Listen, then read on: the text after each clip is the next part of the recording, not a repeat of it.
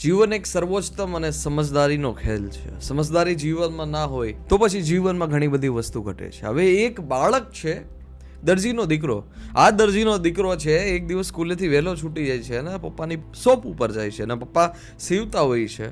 હવે એ સીવતા હોય છે 4 થી 5 વખત ઓબ્ઝર્વ કરે છે કે પપ્પા જ્યારે કટિંગ કરે છે તો કાતરને છે એ પગ નીચે રાખે છે અને સોયને છે એ ટોપી ઉપર ખોસે છે. સોય સીવી અને ટોપી ઉપર ખોસે છે અને જે કાતર છે એને પગ નીચે રાખે છે. આવું બાળક 4 થી 5 વખત ઓબ્ઝર્વ કરે છે. બાળક જ્યારે 4 થી 5 વખત ઓબ્ઝર્વ કરે છે, બાળકથી રહેવાતું નથી. માસૂમ બાળક, એકદમ દિલચસ્પ, એકદમ ક્યુરિયોસિટી. બાળકમાં ના કે ક્યુરિયોસિટી સૌથી વધારે હોય. તમે કોઈ પણ વસ્તુ આપો તો એ ખોલીને રાખી દે. તમે એને રમકડું દો તો એને રમકડામાં એટલો બધો ઇન્ટરેસ્ટ ના હોય, પણ રમકડાની અંદર શું છે, એની અંદરની મોટર કેવી છે, કેવી રીતે સેલ છે, એમાં કેવી રીતે વાયરિંગ છે. અત્યારે તો કદાચ એવી રમકડા નહીં આવતા, બટ મેં રમકડા જોઈ ગયેલા છે કે જેમાં કાર હોય ને કારની પાછળથી ધુવાળો નીકળતો હોય. હા, કાર ચાલુ થાય એની પાછળથી ધુવાળો નીકળતો, એકદમ રમકડાની ટોય જ હોય છે. હવે એમાંથી ધુવાળો નીકળે છે, એમાં એટલો બધો ઇન્ટરેસ્ટ ના હોય, પણ એ કેવી રીતે નીકળે છે, એ ગાડીની અંદર, એ રમકડાની અવડી નાની કાર છે, એની અંદર એવું તો શું છે કે જે ધુવાળા કાઢે છે. ધુવાળામાં સૌથી વધારે ઇન્ટરેસ્ટ હોય. બાળકને ક્યુરિયોસિટીમાં બહુ ઇન્ટરેસ્ટ હોય છે અને એના એટલા જ માટે બાળક છે એને સૌથી રસપ્રદ ગણવામાં આવે. રસપ્રદ એટલા માટે કે એનામાં ક્યુરિયોસિટી હોય, બધી જાણવાની ઈચ્છા હોય. કોઈ પણ વસ્તુ તમે ફોન એને આપો તો એ ફોનમાં જોશે કે ભાઈ ફોન કેવો છે, કેમેરા કેવા છે, એમાં કઈ ગેમ બહુ સારી રીતે આવે. અત્યારે તો હિલ ક્લાઇમ્બિંગને કદાચ બહુ ઓછા લોકો રમતા હશે, બટ પહેલાંના સમયમાં ઘણા બધા લોકો રમતા હતા. જ્યારે કોઈ એવી એપ હોય કે જેમાં હેર કટિંગ કરવાના હોય ને એ વાળંદની બાર્બર શોપ ને એવી એપ્લિકેશનને ઘણી બધી ગેમ આવતી હતી, એમાં ઘણા બધા બાળકો રમતા હતા. અત્યારે આપણે નથી રમતી શકતા. શું કામ? કેમ કે એમાં ક્યુરિયોસિટી નથી, એ વસ્તુમાં આપણે ઇન્ટરેસ્ટ નથી. હા, એટલે બાળકની એક આવી જ ક્યુરિયોસિટી હતી. બાળકની ક્યુરિયોસિટીએ પૂછ્યું કે પપ્પા, તમે આ સીવીને સોઈને છે ટોપી ઉપર શું કામે ખોસો છો અને કાતરને છે પગ નીચે શું કામે રાખો છો? એને પપ્પા બહુ પ્રેમથી અને સરળ જવાબ દે છે, એકદમ વિવેકથી જવાબ દે છે અને એકદમ નવી દ્રષ્ટિથી જવાબ દે છે કે આ કાતર છે કાપવાનું કામ કરે છે. જે સમાજમાં કાપવાનું માણસ કામ કરે છે એનું સ્થાન હંમેશા નીચું જ હોય. તમે જોઈ લો તમારા જીવનમાં કોઈ પણ વસ્તુ, તમે જોઈ લો આ સમાજમાં કોઈ પણ વ્યક્તિ, જે માણસ છે કાપવાનું કામ કરે છે, બીજાને ખરાબ દેખાડવાનું કામ કરે છે, બીજાની ખોટી વાત ફેલાવવાનું કામ કરે છે, બીજાને હેરાન કરવાનું કામ કરે છે, પોતાના જીવનમાં કંઈ ઉચ્ચતમ નથી કરતો, એનું સ્થાન હંમેશા સમાજમાં નીચે જ રહે છે. નીચે જ રહે છે માનો મતલબ એ કે સૌથી નીચલી કક્ષાનો માણસ તરીકે ઓળખાય છે.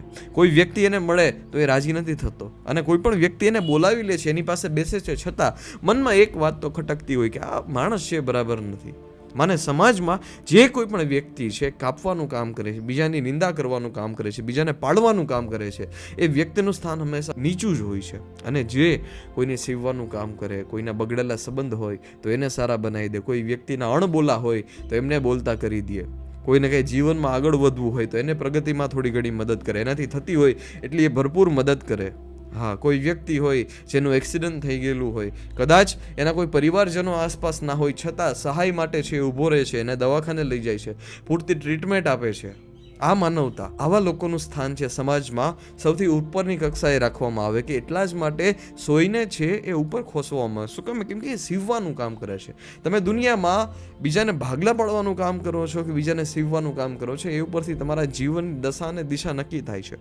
આપણે ઘણી બધી વખત કહેતા હોય કે જેવા કલરના ચશ્મા પહેરીએ એવી દુનિયા દેખાય, તો બસ આ દુનિયાને જોવાનો દ્રષ્ટાંત જ આ છે. તમારે એક સત્ય તરફ, એક પ્રેમ તરફ છે એ દુનિયાના દ્રષ્ટાંત તરીકે જોવી જોશે, ત્યારે કંઈક જબરદસ્ત વાત બનશે અને આનંદ પણ આવશે. અને ઘણીવાર સમાજમાં એવું લાગે કે આ વસ્તુ મારા માટે યોગ્ય નથી, આ વસ્તુ મારા માટે યોગ્ય નથી. જ્ઞાતિને લઈને આપણા ઘણા બધા શું કહેવાય કે પ્રશ્નમાં હોય કે આ શ્રેષ્ઠ ને આ શ્રેષ્ઠ ને. એવું નથી. સત્ય એક છે અને સત્ય સર્વોચ્ચતમ જ છે. ગામમાં 5 અંધજણ હતા. 5 અંધજણ વ્યક્તિ, અને એક દિવસે ગામમાં સર્કસ આવ્યું. હાથી ક્યારેય જોયો નહોતો, કેમ કે જોઈ નતા શકતા, એને સ્પર્શી શકતા હતા. હવે એ બધા જ લોકો ગામમાં જ્યારે સર્કસ આવ્યું, સર્કસમાં એક હાથી આવ્યો અને 5 અંધજન છે એ હાથી પાસે જાય છે. એક હાથીની પૂંછડીને પકડે છે તો એ એમ કહે છે કે હાથીની પૂંછડી છે, હાથી છે એ દોયડા જેવો છે, દોરી જેવો છે, દોયડા જેવું જાડું એક દોયડું છે. એક છે હાથીનું પેટ પકડે છે, મોટા ભાગનું પેટ પકડે છે. હવે એને એમ લાગે છે કે હાથી છે એ તો દિવાલ જેવો છે.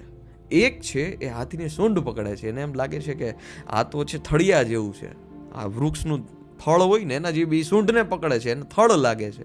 બીજો એક વ્યક્તિ હોય છે એને એમ લાગે છે કે આ તો પંખા જેવું છે, હાથેથી ફેન નાખતા હોય ને એ હાથીનો કાન પકડે છે. આવી રીતે બધા જ અલગ અલગ વ્યક્તિ છે પોતાની રાય આપે છે, પણ શું સત્ય એક જ છે ને કે હાથી છે એમાં જ બધી વસ્તુ સમાવિષ્ટ છે, એમાં જ બધી વસ્તુ છે એક થયેલી છે. વસ્તુ એક જ છે પણ પાંચેય વ્યક્તિ છે અલગ અલગ વસ્તુને પકડે છે, એટલા માટે એના અનુભવ બધાના અલગ અલગ હોય.